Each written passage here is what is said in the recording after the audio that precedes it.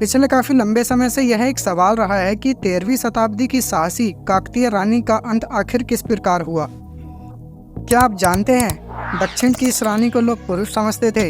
आखिर राजा गणपति देव को क्यों छिपानी पड़ी थी अपनी बेटी की पहचान? जब दुनिया अंधेरे और खून की प्यास में डूबी थी, जब सत्ता के खेल में जान की कोई कीमत नहीं थी, तब एक महिला ने तलवार उठाई। वह केवल एक रानी नहीं थी, एक योद्धा थी। 13वीं शताब्दी के भारत में जहां मौत और धोखा हर मोड़ पर था, वहां एक नाम सबको कांपने पर मजबूर करता था। आज हम जानेंगे उस अदम्य रानी की कहानी जिसने इतिहास को लहूलुहान कर दिया और अपने साम्राज्य को खून और आग से बचाया। उन्होंने उस समय सत्ता संभाली जब महिलाओं को शासन के लायक नहीं समझा जाता था। कहानी रुद्रमा देवी की। रुद्रमा देवी का बचपन अन्य राजकुमारियों की तरह नहीं था। उनका जन्म 13वीं शताब्दी में हुआ, जब समाज में महिलाओं का स्थान सीमित था। लेकिन उनकी किस्मत अलग थी। उनके पिता गणपति देव काकतीय वंश के एक शासक थे। उन्होंने समझा कि उनकी बेटी में असाधारण क्षमता है और इसलिए उसे हमेशा एक शासक के रूप में तैयार किया गया। युद्ध, सत्ता और षड्यंत्र उनकी हर सांस का हिस्सा थे। उनके पिता जानते थे कि एक दिन उनकी बेटी को एक खतरनाक दुनिया का सामना करना होगा, इसलिए रुद्रमा देवी का हर एक दिन युद्ध की तैयारी थी। तलवार चलाना, धनुष बाण चलाना, घुड़सवारी, इनमें वह बचपन से ही बहुत माहिर हो गई थी। राजा गणपति देव ने अपनी छोटी बेटी को जवान होने तक उसके लड़की होने का राज छुपाए रखा। रुद्रमा देवी के वयस्क होने तक किसी को इस बात की भनक तक नहीं लगी कि वह एक पुरुष नहीं बल्कि महिला है। धनुष बाण चलाना, घुड़सवारी, बचपन से ही इन युद्ध कलाओं को सीखने के बाद रुद्रमा देवी ने 1262 ईस्वी में औपचारिक रूप से सत्ता संभाली। लेकिन सत्ता की डगर आसान नहीं थी। उनके साम्राज्य के चारों ओर दुश्मन घात लगाए बैठे थे। यादव, पांड्य और अपने ही दरबार के सामंत, हर कोई मौका खोज रहा था कि इस रानी का साम्राज्य मिटा दिया जाए। बल्कि पड़ोसी राज्यों की नज़रें भी काकतीय साम्राज्य पर थीं। लेकिन रुद्रमा देवी ने हार मानने की बजाय चुनौतियों का सामना किया। उन्होंने अपने पिता की सेना को और मजबूत किया, किलेबंदी की और अपने साम्राज्य को सुरक्षित रखने के लिए एक सशक्त नीति अपनाई। अब आप सोच रहे होंगे कि गणपति देव ने बेटी होने का राज क्यों छुपाए रखा। गणपति देव को हमेशा चिंता सताती रही कि उनके बाद गद्दी कौन संभालेगा। गणपति देव को रानी सोमला देवी से 2 संतानें हुई। दोनों बेटियां थीं। बड़ी बेटी का नाम गणपामा देवी और छोटी का नाम रुद्रमा देवी था। गणपति देव के तमाम दुश्मन थे, जिनमें उनके सौतेले भाई भी शामिल थे, और तमाम लोगों की निगाहें गणपति देव की गद्दी पर थीं। यदि यह राज खुल जाता कि उन्हें कोई बेटा नहीं है तो बगावत का डर था। इसी डर से यह जाहिर नहीं होने दिया और रुद्रमा देवी को बेटे के जैसे पाला। जब रुद्रमा देवी को सिंहासन पर बैठाया गया, तब हर ओर सिर्फ एक ही सवाल गूंज रहा था, क्या एक महिला इतने बड़े साम्राज्य को बचा सकती है? हर कोने में विद्रोह की तैयारी थी। उनके दरबार में बैठे सामंत उनका तख्ता पलट करना चाहते थे। पड़ोसी राज्य उनकी कमजोरी का फायदा उठाने की फिराक में रहते थे। लेकिन रुद्रमा देवी ने डरना नहीं सीखा था। उन्होंने सबसे पहले उन सामंतों को चुनौती दी जिन्होंने उनके खिलाफ बगावत की।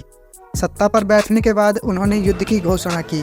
उनका शासन केवल ताज पहनने का नहीं था, यह एक रक्तपात का सफ़र था। उनके शासनकाल के शुरुआती समय में ही एक बड़ा विद्रोह हुआ। सामंतों ने सोचा कि एक महिला कभी भी उनको हरा नहीं सकती, लेकिन रुद्रमा देवी खुद मैदान जंग में उतरी। उनकी तलवार बिजली की तरह चमकी और उन्होंने उन सभी को मौत के घाट उतार दिया जिन्होंने उनके खिलाफ हथियार उठाए थे। उनकी यह पहली जीत थी, लेकिन इसकी कीमत खून से चुकानी पड़ी। उन्होंने दिखा दिया कि वह न केवल एक शासक हैं, बल्कि एक ऐसी योद्धा भी हैं जो अपने दुश्मनों के खून से धरती रंग सकती हैं। युद्धों के बीच में रुद्रमा देवी को कूटनीति का सहारा लेना पड़ा। यादवों और पांड्यों जैसे शक्तिशाली शत्रुओं से निपटने के लिए उन्होंने रणनीतिक गठजोड़ बनाए, लेकिन यह गठजोड़ भी खतरों से भरे हुए थे। हर हाथ जो दोस्ती के लिए बढ़ता था, उसके पीछे छिपा था एक खंजर। यादवों और पांड्य शासकों के साथ उनके संघर्ष ने उन्हें युद्ध के मैदान में अपनी सैन्य क्षमता को साबित करने का मौका दिया। हर बार उन्होंने साहस के साथ अपनी सेना का नेतृत्व किया और जीत हासिल की। उनके शासनकाल का यह संघर्ष ही उन्हें इतिहास में अमर बनाता है। उनके खिलाफ कई षड्यंत्र रचे गए। दरबार में मौजूद गद्दारों ने कई बार उनकी हत्या की साजिश रची, लेकिन रुद्रमा देवी ने हर बार दुश्मनों को मात दी। उन्होंने साफ कर दिया कि जो उनके खिलाफ जाएगा उसकी जगह केवल कब्र होगी। उनकी सबसे बड़ी चुनौती तब आई जब यादवों ने काकतीय साम्राज्य पर आक्रमण किया। यह युद्ध केवल जमीन की हार नहीं था, यह वर्चस्व और अस्तित्व की लड़ाई थी। रुद्रमा देवी ने अपनी पूरी सेना इकट्ठा की और खुद योद्धाओं की अगुवाई की। यादवों का हमला इतना भयंकर था कि हर ओर खून बह रहा था, लेकिन रुद्रमा देवी ने हार नहीं मानी और अपने सैनिकों के बीच घुड़सवारी करते हुए लड़ाई लड़ रही थी। हर बार उनके लिए एक दुश्मन का अंत था।